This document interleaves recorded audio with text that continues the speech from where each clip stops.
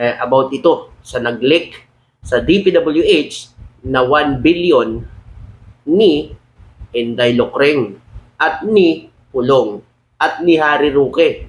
Naku, paano kaya nangyari yun? Sabihin talaga palakasan nung panahon na yun. Siyempre sila ay nakaupo eh. Pati ba naman si Harry Roque meron din. Mga kababayan, inay ko po. So yung mga binibintang nila sa ating Pangulo, ay talaga palang sila ho ang gumawa. Ngayon, mga kababayan, eto na, nagsisilabasa na. At syempre, sasabihin na naman ng mga DDS, fake news yan, paninira lang yan. Patunayan nila na paninira lang yan. Ganun lang yan. Parang impeachment lang yan eh. Bloodbath. Tapos, nung nandyan na, abay hinarang naman ng mga kanilang mga kaalyado. Okay? So sa atin lang, mga kababayan, patunayan kung fake news yan. Kasi, eto ho, Bilyonaryo News Channel po ang nagbalita nito ha. Paninira na naman kasi may ebidensya eh. Kasi yan lagi ang sinasabi ng kanilang amo. Diba? Ano ba ang sabi niya? Yung kay Ramil Madriaga na napakaraming ebidensya. Pero mga kababayan ha, ibang-iba siya ngayon ha. Ito pakita ko sa inyo yung ebidensya kay Ramil Madriaga muna. Mamaya na natin yung banatan. Ito. Yan. Ito ang nagpapatunay na talagang kilalang kilala niya po si Ramil Madriaga. No? Ayan, makikita niyo po dyan ang picture ho nila ni Ramil Madriaga at nung siya po ay nanumpa bilang pangalawang Pangulo sa Davao, nandun din ho si Ramil Madriaga. Pero ngayon, iba ho yung reaction niya eh. Hindi katulad dati, pag pinaparatangan siya, galit na galit eh. Nagmumura eh. Ngayon, medyo maligay na yan. Diba? Eto lang sa lahat nating mga kababayan. Sa lahat nating mga viewers. Siyempre sasabihin ng mga didis yan, paninira, dahil sabi ng amo nila, sabi daw ni Inday, ano daw yan, mga kababayan, party daw yan ng ng 2028 election. Sinisiraan daw siya para daw sirain siya sa 2028 election. Ibig sabihin talaga, mga kababayan, ngayon pa lang ho talaga, tinatarget na ho nila yung mga taong lokohin para sa 2028 bumango sila. Di ba? Kasi mga kababayan, mindset nila para sa 2028 na eh. Diba? Hindi ba dapat tatrabaho muna sila? Sagutin muna nila itong mga akusasyon laban sa kanila? Pero ba't ganun? 2028 na agad ang iniisip nila. Diba? Mga kababayan.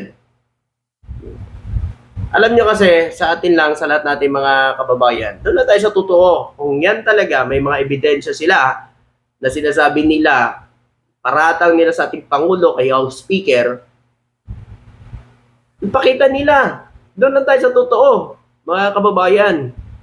Diba? Kasi kung puro lang akusasyon, puro name drop, mga kababayan, paano tayo maniniwala dyan? Sa kanya na mismo nang galing yan. Pero yung mga may hawak na ebidensya, dapat sagutin nila. Diba? Ito mga kababayan, mga nag-leak, ayun yan ha, Bilyonaryo News, ito mga kababayan ha, mga nag-leak na DPWH ni Sara Duterte na habang alkalde ng Davao City. Pero inyo, alkalde pa siya ng Davao City. Mayor po siya nito, mga kababayan ha. Mayor siya ng Davao City, mga kababayan. 1 billion. May buzzer tayong pumasok dito. Iiyak ka talaga nung. Kasi ito, may mga matibay na ebidensya ito. Ayan o, tingnan nyo naman. Ayon dito, nakalista bilang tagapagtaguyod ng 16 na proyekto na sa kalsada ng DPWH na nagkakahalaga o humigit kumulang 1 billion sa ilalim ng budget ng 2020. Okay, 2020 Hindi ito mga bicameral insertion, kundi hindi ito bicameral insertion mga kababayan kasi hindi naman sa partido, mayor siya. Okay, kundi mga proyektong nakapaloob na sa yugto ng NEP. NEP, ibig sabihin, Naku, mga kababayan, nasa NEP. Sino ho ba ang nag-ano sa NEP, mga kababayan? Diba? Ako po. Bago pa ito maipadala sa Kongreso, inilarawan ng dating Yusek Roberto Bernardo ng DPWH ang mga kahilingan nito bilang hindi inaangkop na intervention at sinabing dito madalas nagsisimula ang mga kickback. Naku, mga kababayan, dito nagsisimula yung mga kickback. Naku, mga kababayan, siyempre sasabihin na naman ng mga DDS, fake news yan. Okay. Diba? Billionaire News ang naglabas nito, mga kababayan, Sinabing dito madalas nagsisimula ang mga kickback. Bukod kay Sara Duterte, nakahanap din ang Billionaire News Channel ng 16 line. Magkatulad sim na sim 16 na line item sa ilalim ng pangalan ni Representative Pulong Duterte na nagkakahalaga naman na humigit kumulang 764 million. 764 million kay Pulong.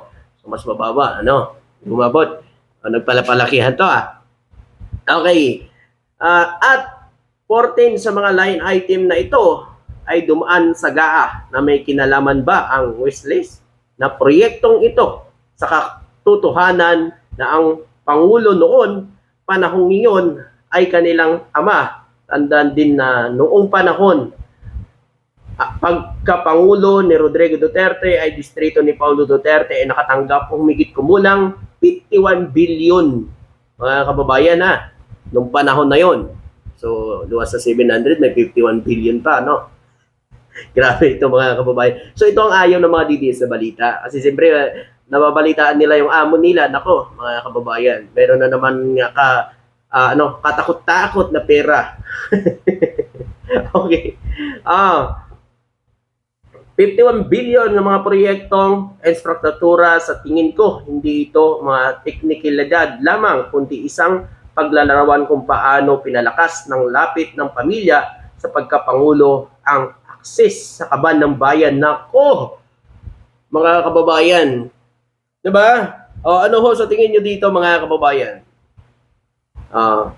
Siyempre, pero nyo, si Pulong, si Pulong, congressman.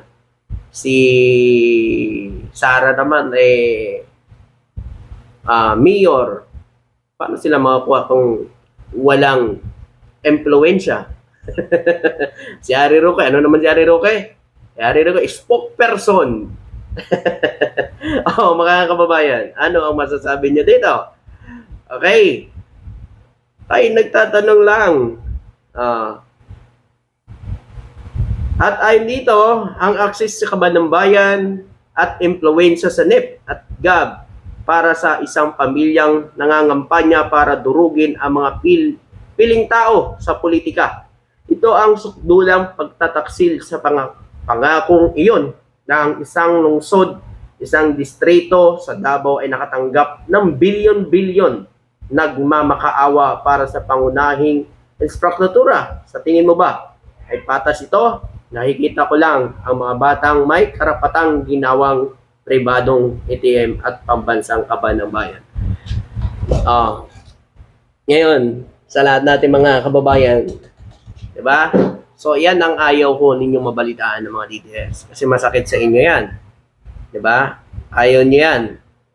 Pero, sa akin lang dapat lang naman na ipaliwanag nila ito dahil pera ito ng taong bayan. Lalo-lalo na itong 51 billion kung saan ito napunta. Sabi nga ni Senador Ping Lacson, babaha ng pera doon. Isang distrito lang yun, Isang distrito lang yun, mga kababayan.